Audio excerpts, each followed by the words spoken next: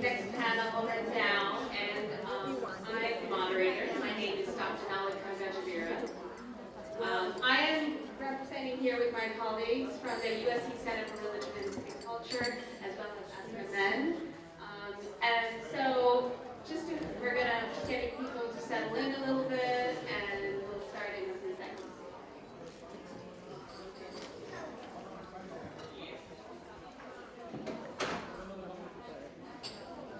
So first of all, I want to start off by thanking the Suchi Foundation for inviting us to this panel, and I'm excited to be part of this conversation. I understand it's the first large event for the Suchi Foundation in the Los Angeles area to the public communities and inviting, and we just wanted to share our appreciation for engaging with the faith communities in the Los Angeles area, and we're going to be talking a little bit about that today. Again, my name is Dr. Nalika Gajaweera. I'm a research anthropologist. I'm an anthropologist and senior research analyst at the USC Center for Religion and Civic Culture, University of Southern California. And my background, a little bit, I'll share a little bit about my background because I think it's relevant for this audience.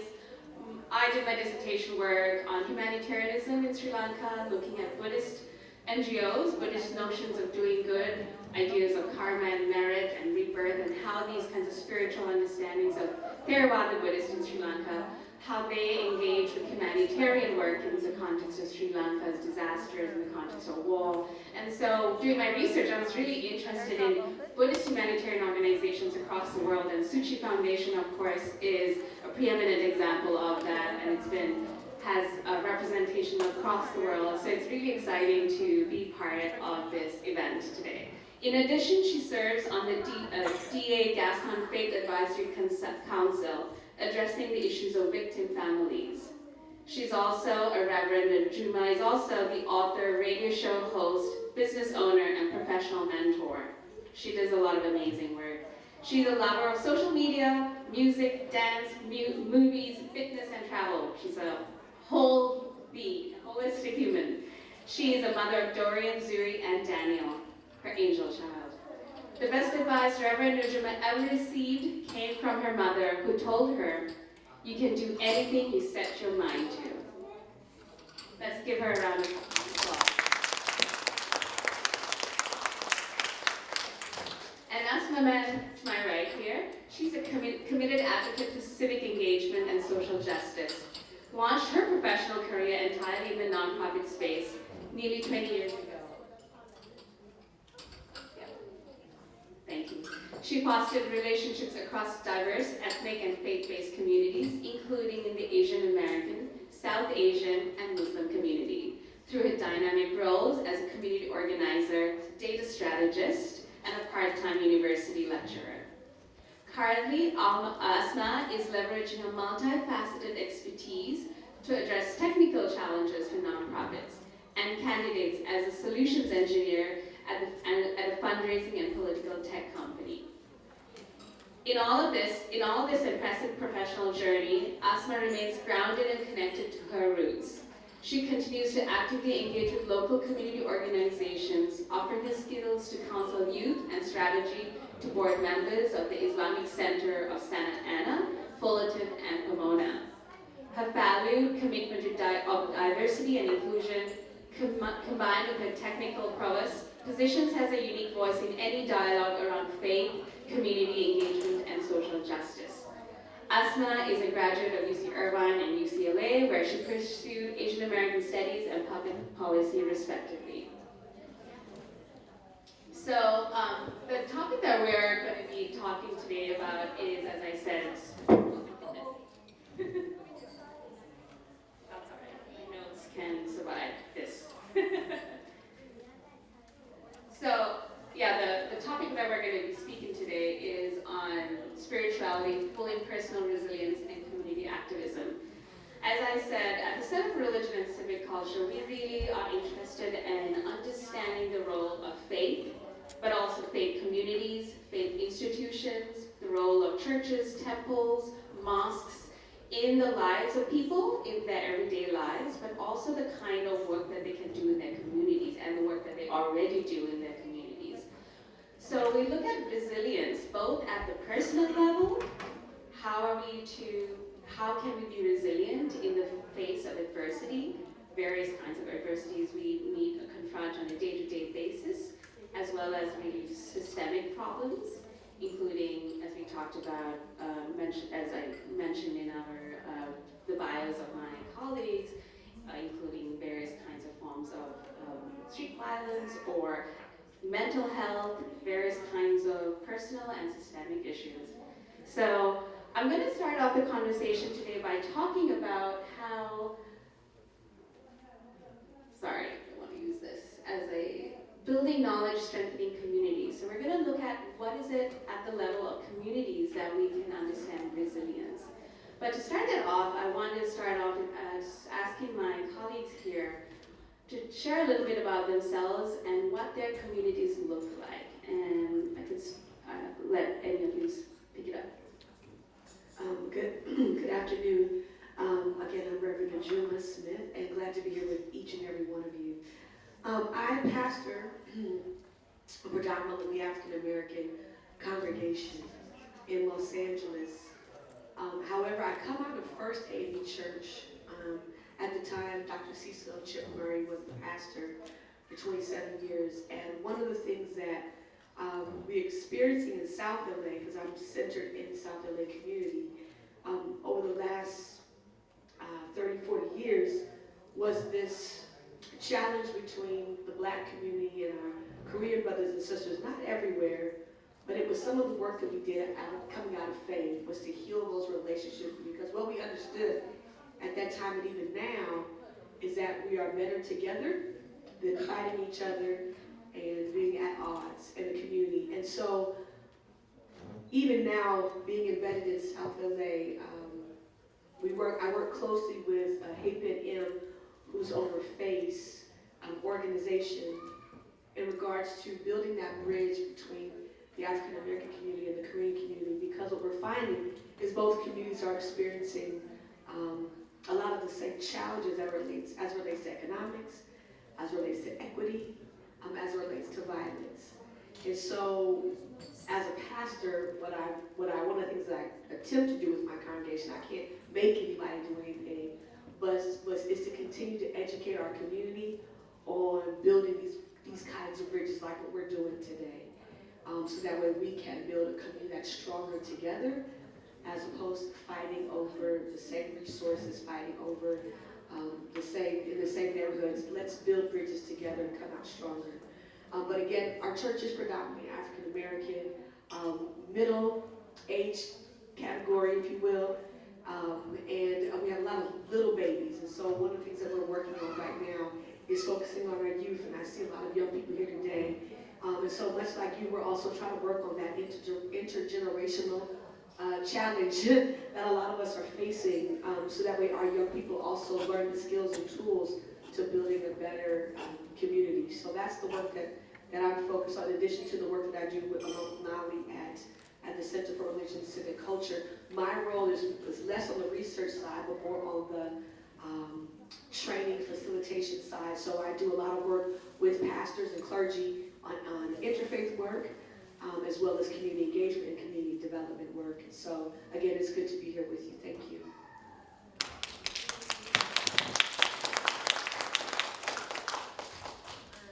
Asma, yeah.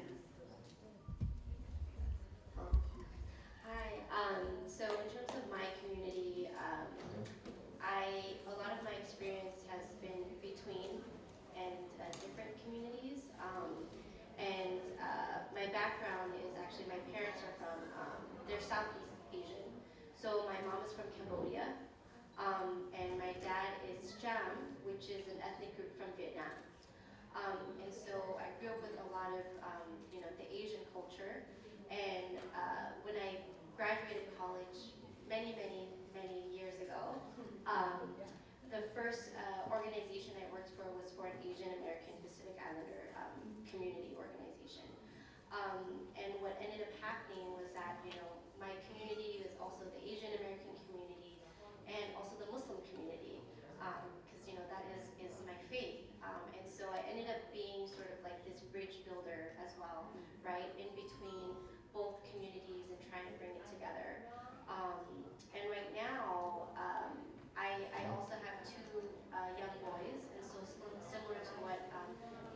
was saying is that I am also focused on like the next generation as well, right? And so I'm really involved with one of the local masjids or mosques in Orange County. And I'm trying to advise the youth there to see if we can, bring them and get more engaged in the community. Because also we're worried about the language being lost, right? About the faith being lost. And so trying to just bridge this gap between, I guess, my generation and the older generation, right? So, just a lot of different pieces of, what my community looks like. So, yeah. Thank you. And I think,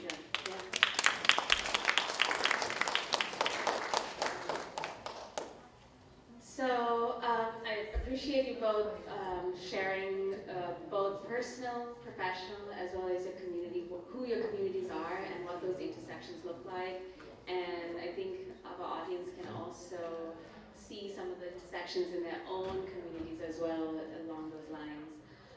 So when we talk about resilience, we're really talking about, this comes in a lot of policy areas, in academia, in the public. Like, what is resilience? How is it that people are able to, in the face of adversity from humanitarian crises, right? An earthquake can happen, but also there are like systemic issues like community violence or anti-Asian hate crime, these kinds of various more systemic level concerns, right?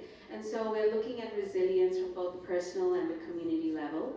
And I want to ask both my guests here, my panelists here, to share a little bit about what are some of the threats to resilience you've seen in your communities, both at the interpersonal level, but also at, as I said, kind of the systemic level, in ways you want to share today?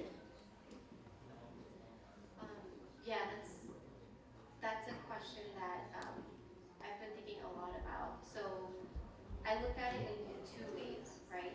There's the bigger level where here in America, we have a lot of different challenges being in like the Asian and Muslim community, right? And so I mentioned it a little bit earlier that, speaking to the faith community that I'm involved in, there's a huge, there's a big gap in terms of like income, right? There's also like education. So that's sort of some of the bigger issues that we're trying to, consider and bring the community to be more aware about, encourage the youth to, be engaged. And there's also, within the community itself, from a smaller, not a small, but a closer level, is the culture, right? We're trying to find ways to get the youth to be interested, but also feel connected to the older generation. In the Jam community that I'm a part of, a lot of our elders are passing on, right? And when I go and visit the mosque, there's not a lot of engagement with the youth. It's starting to get a lot better, but there's maybe like, it's a small group of youth who are very active, but we want to make it bigger, right? We want more interaction, and so for me personally, I'm trying to just build a relationship with some of the members in the community, and from that relationship that I build, hopefully that will make it easier. I hope to get more people interested in wanting to be more active, right? Because also unity is a big thing, right? In the Asian community here, we faced a lot of anti-Asian hate crimes.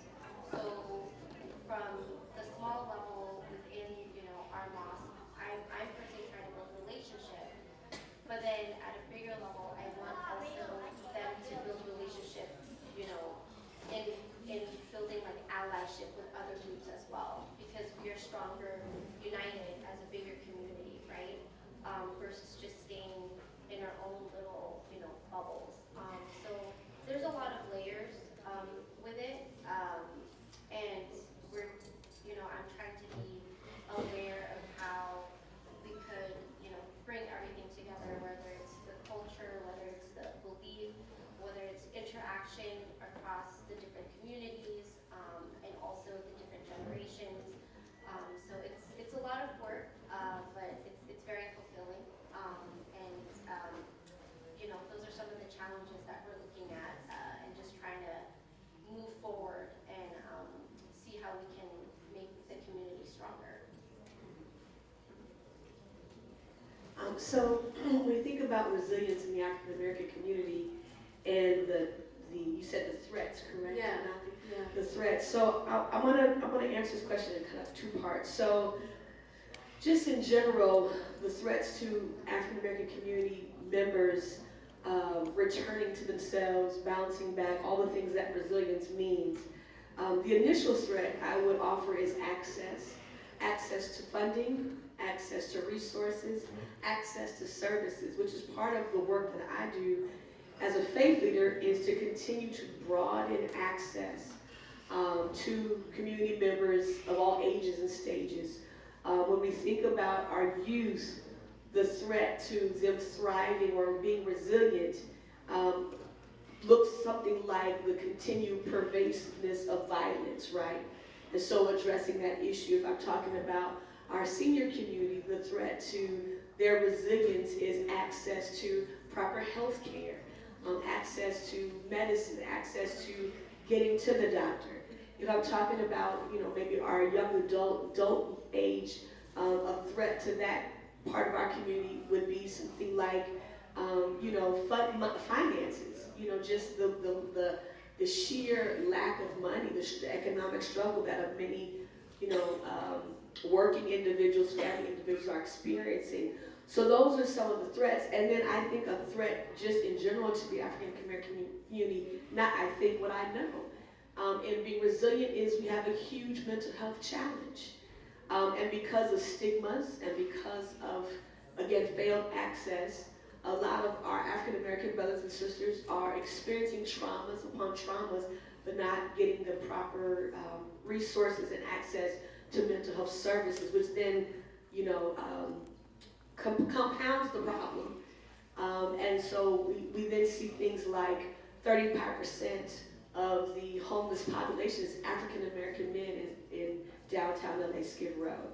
We see numbers like, 45% of those incarcerated in LA County are African American men and women, right? And so our numbers, and then, God bless us, God help us, COVID, right? The way in which the African American community experienced a level of life loss and health conditions. And so all that's tied to, again, resources, access, tied to economics and things of that nature.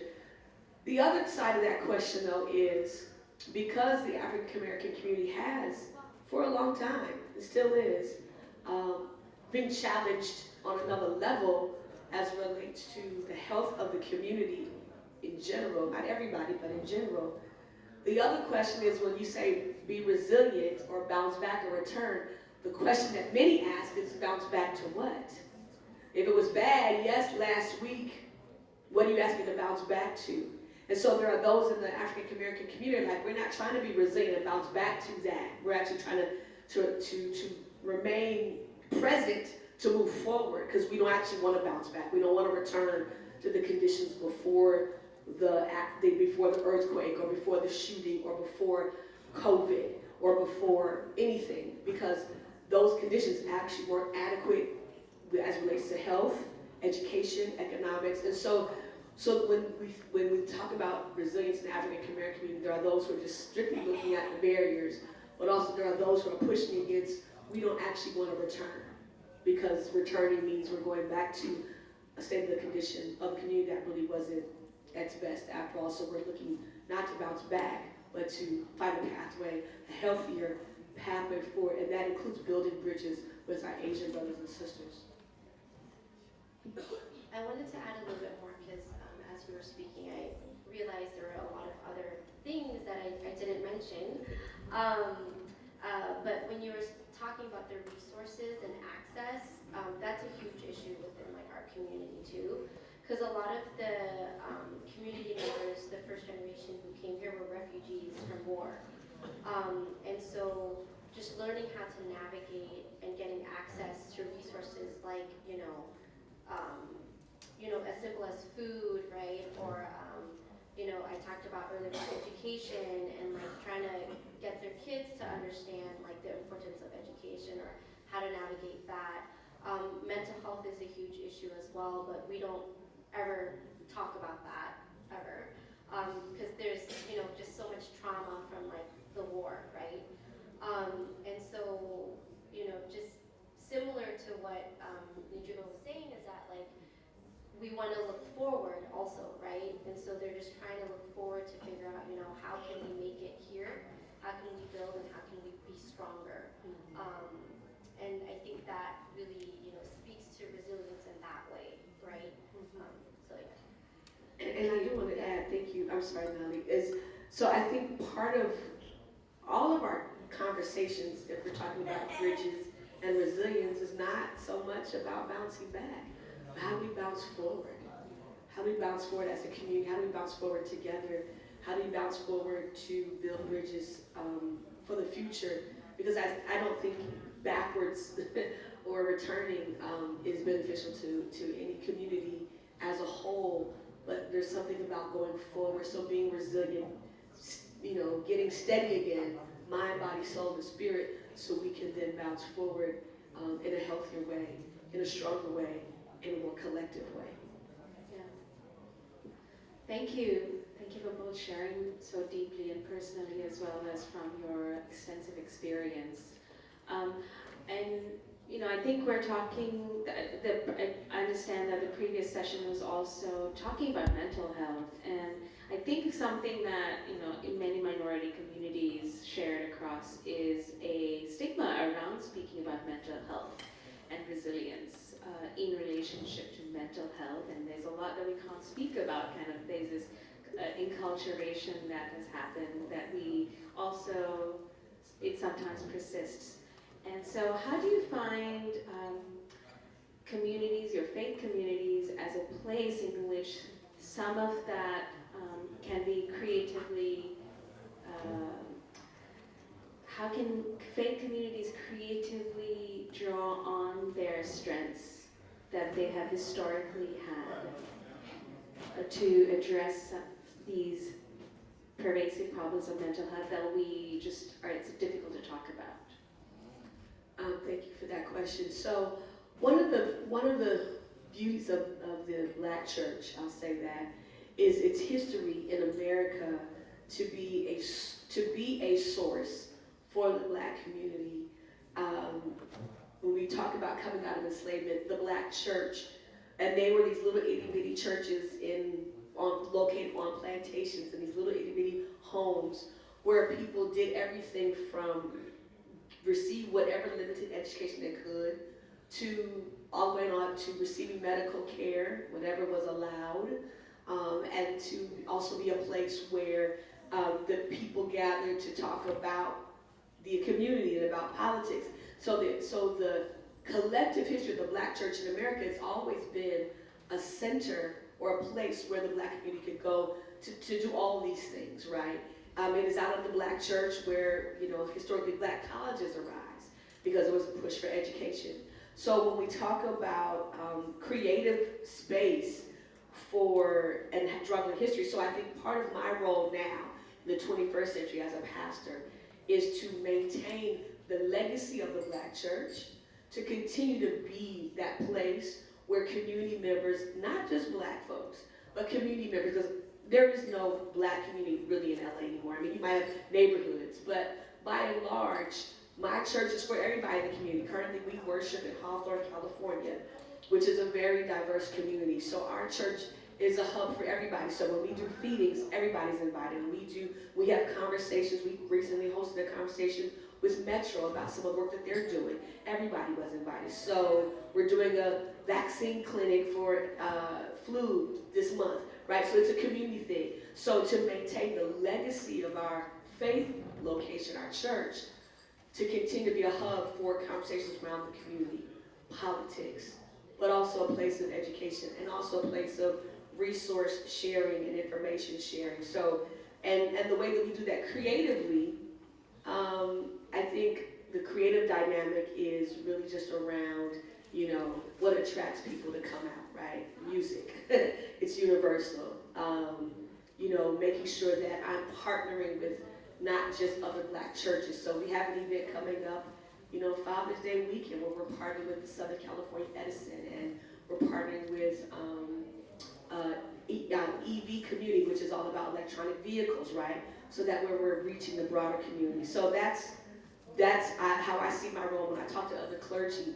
That's what we see our role as now, is to continue to the legs of the Black church, to be a place where people can come of all ages, stages, all faiths, all races, to come to our churches for feeding programs, to come to our churches when we're talking about what's going on in politics, to come to our churches to talk about how do we make the community stronger and better. So it's maintaining that legacy of the Black church.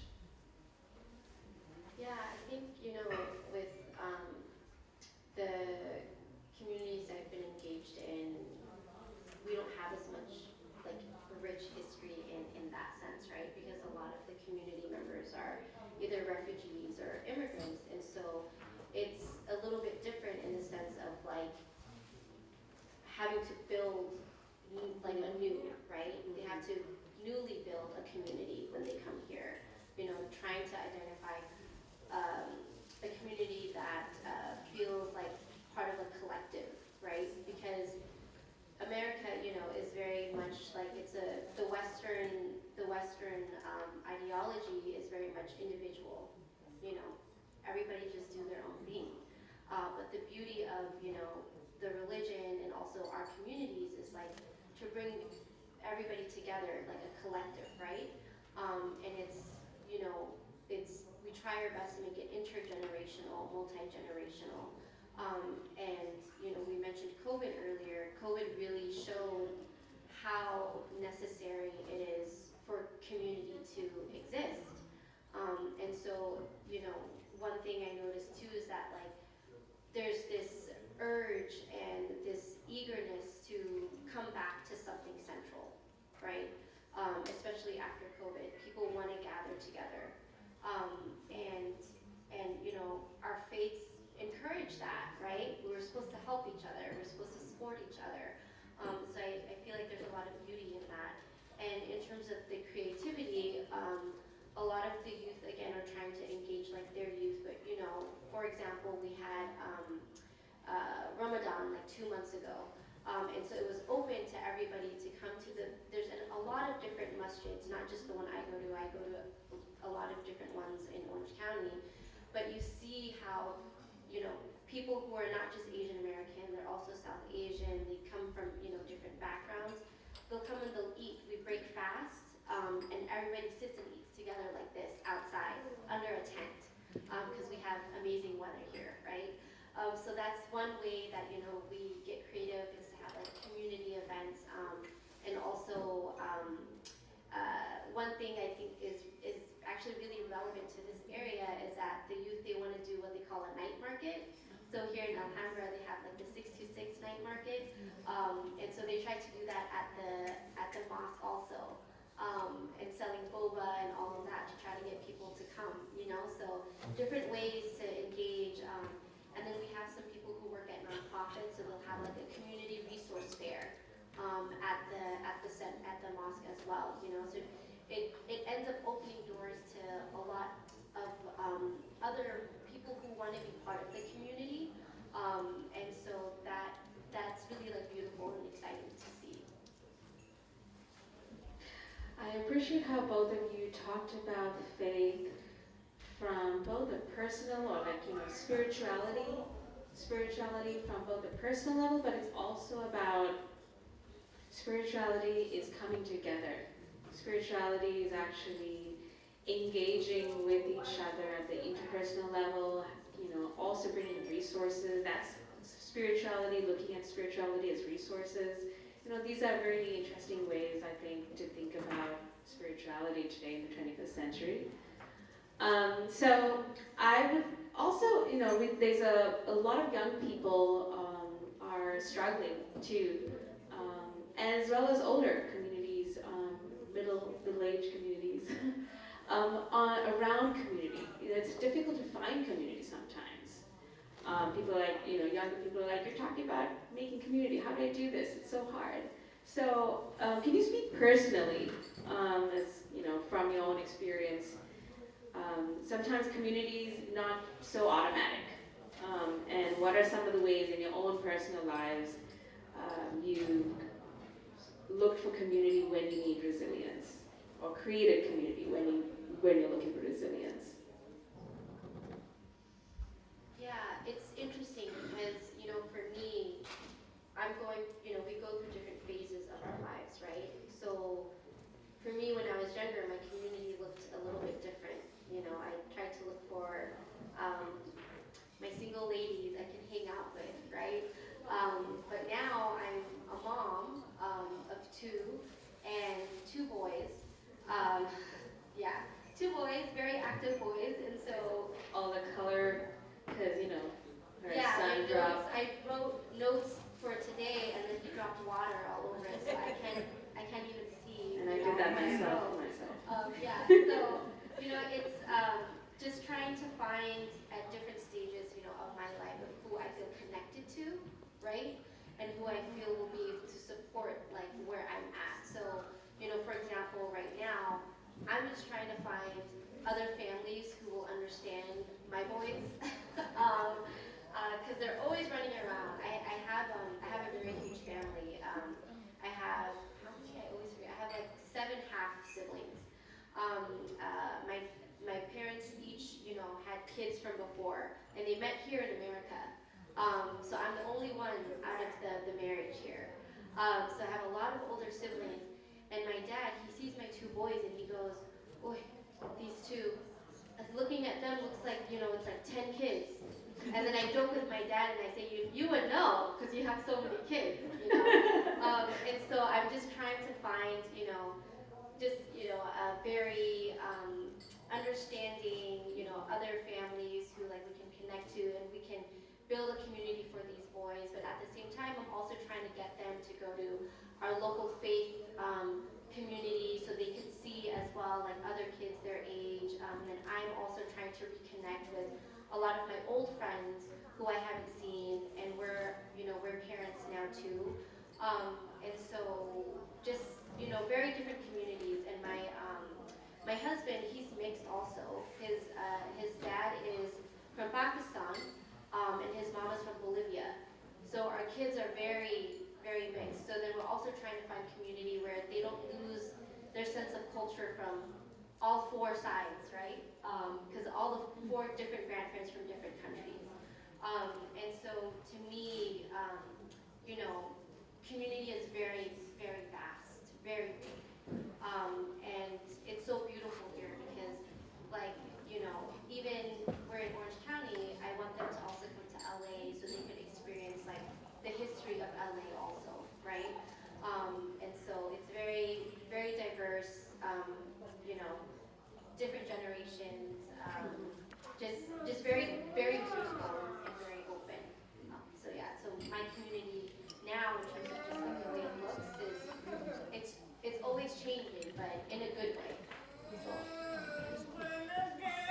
So I love this question, and I want to just give a little trigger warning because I'm going to share something very personal, but so I don't want to upset anyone. But in 2018, my oldest son's life was taken, and I found myself as a mother trying to figure out who is my community now, because nobody that I know in my friend circle, in my church, at work, in any of the interfaith groups, nobody I know has had their child's life taken due to violence. And so I found myself really feeling isolated. And so many of you may be able to relate to that point about isolation. When trauma has happened, when life has shifted, you talk about stages of life, and there's isolation, or the sense of isolation, you have to find new community. And so I had to be open to that. I didn't want to be, but I had to be. And so what I want to share is like what I found to be helpful in finding new community as life shifted. Number one, that was being open to conversation, open to new ways of thinking, open to people. I had to pace myself. I had to pace it to, not to rush in a community, rush in to acclimate, but allow myself pace. I have to be vulnerable. It required a little bit of vulnerability because this has happened to me. This is my reality, and being clear about that. And it was important to get with community with people that understood me from a culture context as a Black woman in Los Angeles, losing a child to violence, and just my culture in general, but also working on expanding that. And I don't even know if Nali knows this, but one of the things that I experienced was the number of people that came to me from different cultures to share with me how their community or their culture contends with the issue of grief and how that's experienced and seen and dealt with from various faith traditions. And so part of the finding community was also the expansion of my community. Let me say it that way. Because I was now exposed to other ways in which other communities, other faith groups dealt with grief, dealt with child loss, and things of that nature. So I would just offer that as we all go through the various life changes, that those are just some things to consider: openness, pace, vulnerability, culture, and being open to even expansion of your community as we're all finding new communities, sometimes out of force because life is happening, and sometimes out of choice because we've made different choices in life. But those are just some things that I found to be valuable in this search or quest for community, especially when we have to find new community. Yeah, thank you for that reminder, because I was just also thinking, we carry so many identities here, right? So we don't have to just stick with one only, right? Like at the example I gave, there's just so many layers to at least just for myself and my own family. But because of the different phases in life, because of what we experience, that's something that I also encourage others as well to do. And what you were saying, that we can be in many different communities, and like that's okay too, right? And I want to bring it back to just the topic of conversation initially is the whole anti-Asian hate crime, right? Like one thing that I definitely saw was just how so many different communities came together, and whether it was like the Black community, the Asian community, the Latino community, we really showed like solidarity, and how all the different communities came across. And so I think being brave and stepping into something new is beautiful also. So I think we can open up for some Q&A. We have about 10 minutes left. And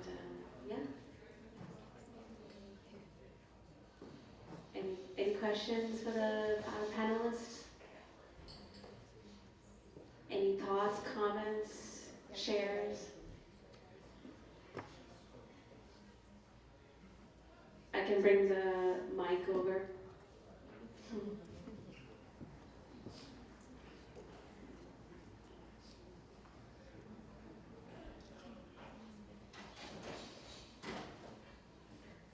Yes, over there, thank you.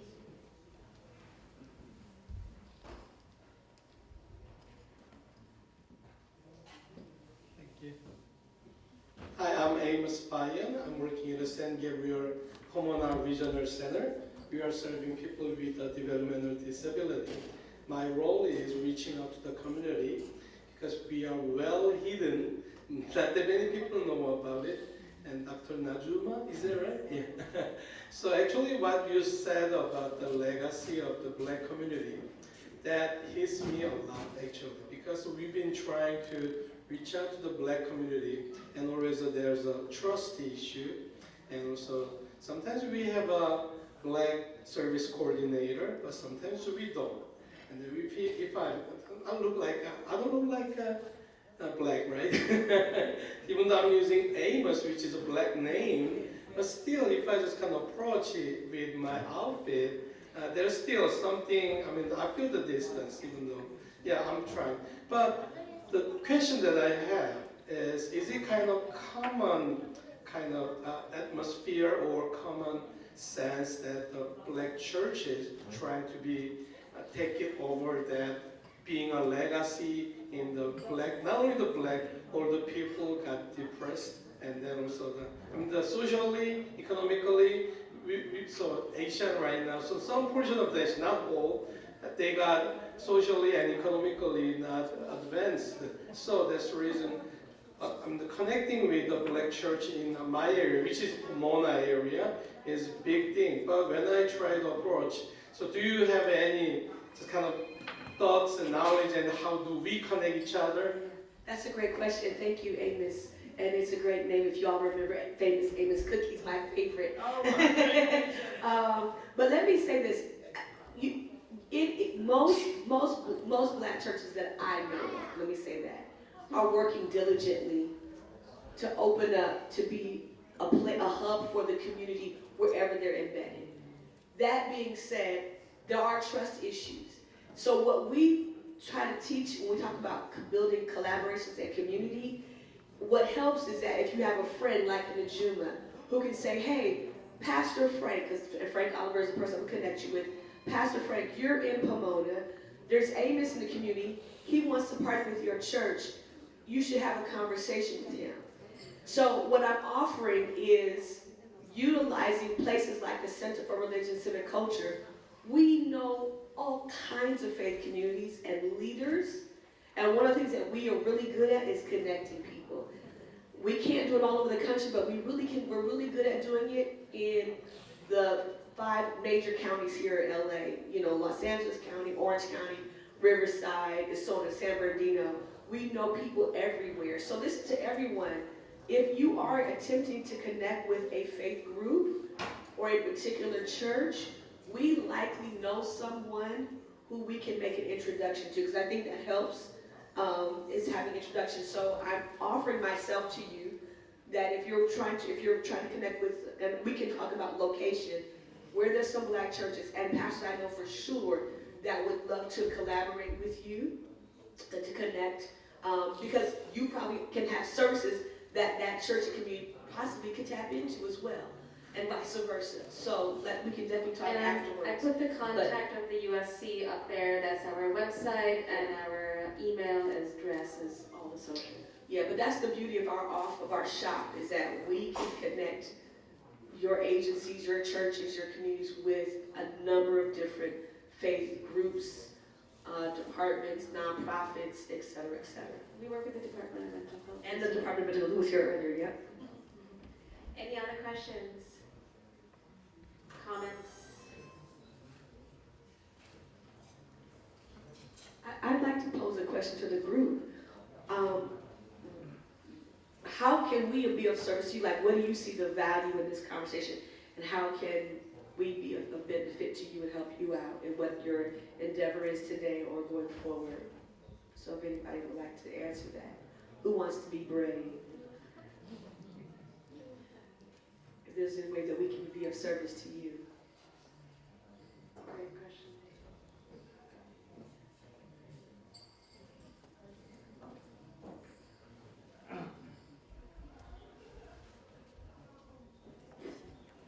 Thank you for the panelists sharing your personal stories.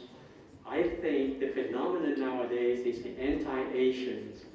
I think eventually it will spill out to other ethnic minority groups. In Los Angeles County, we have the highest homeless population.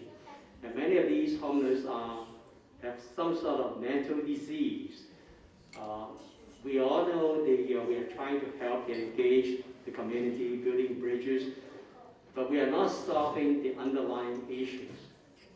and that those issues will come back and haunt the communities because the foundation is shaken, right? We can't even shelter the homeless, not to mention their livelihood.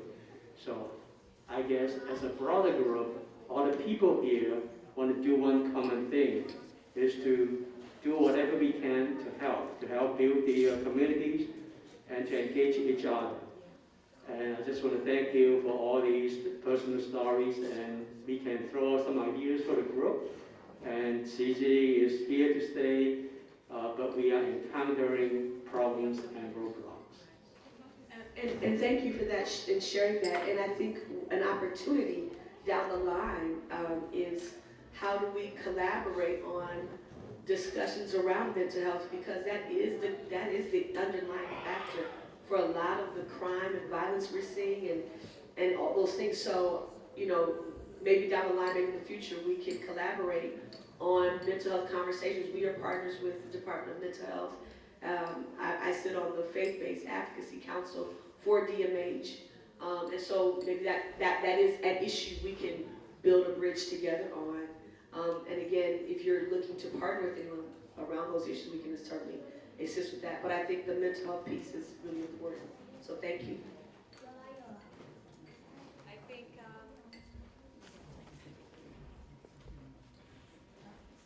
So with that, I think let's give our panelists a round of applause. Thank you so much for having us. And again, here's our contact details for the Center for Religion and Civic Culture at USC. We're so honored to be here and for all of us to be able to share our personal and work lives.